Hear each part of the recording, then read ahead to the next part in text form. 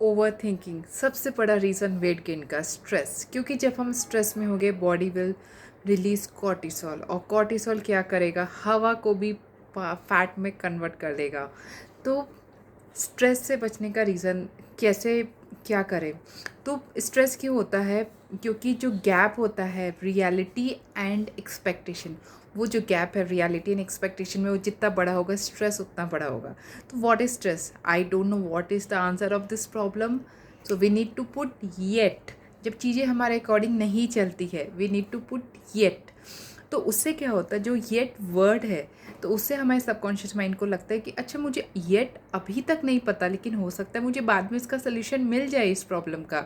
और जब भी जो गैप बड़ा होता है रियलिटी और एक्सपेक्टेशंस में, तो हमें क्या करना है, दो रास्ते हैं। एक रास्ता है ओवर थिंकिंग, स्ट्रेस, पैनिक, लेकिन truth is no amount of anxiety can change your future and no amount of regret can change your past. तो दूसरा ऑप्शन क्या है, कंफर्ट जोन के, एक over thinking, stress, weight gain, और दूसरा option है स्ट्रेस होने के बाद कि कंफर्ट जोन के बाद हमारे पास दूसरा ऑप्शन होता है कि हमारे पास चॉइस है। Can I take action on this? If answer is yes, then bloody take action. Make a plan of action, do something about it. And if answer is no, I can't take any action, then just make peace with it. क्योंकि उसके बीच का जो रास्ता है ना, action और piece के बीच का, उसमें हम सिर्फ और सिर्फ अपने महान दुश्मन बन जाते हैं, जहाँ हम फिज़िकली, मेंटली अपने आप को और इमोशनली अपने आप पर अत्याचार करते हैं, और उसके वजह से हमारा हेल्थ इम्पैक्ट होता है, हमारा वेट गेन होता है, और हमारे फैमिली पर भी इमोशनल अत्याचार होता है।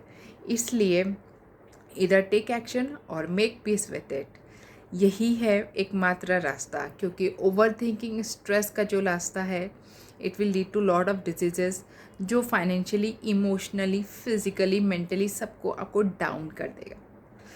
तो the question is, I don't know the answer yet, कि गैप कितना बड़ा है रियलिटी और एक्सपेक्टेशन में, और क्या आप एक्शन ले सकते हैं, या तो फिर make peace with it. There is no third choice.